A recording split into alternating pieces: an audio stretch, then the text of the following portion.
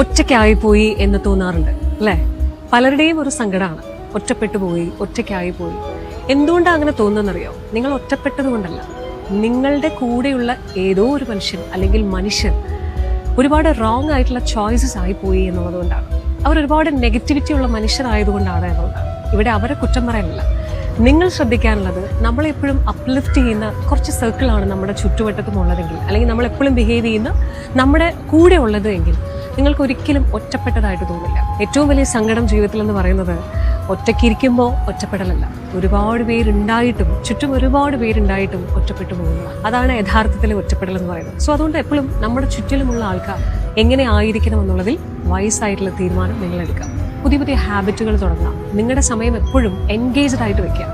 ബുക്കുകൾ വായിക്കാം, പുതിയ കാര്യങ്ങൾ പഠിക്കാം, മനുഷ്യരെ മനസ്സിലാക്കാം, ജീവിതത്തിൽ എന്തെങ്കിലുമൊക്കെ പുതുതായിട്ടുള്ള കാര്യങ്ങളിൽ എൻഗേജ്ഡ് ആവാം. ഇത്തരത്തിലുള്ള കാര്യങ്ങളൊന്നും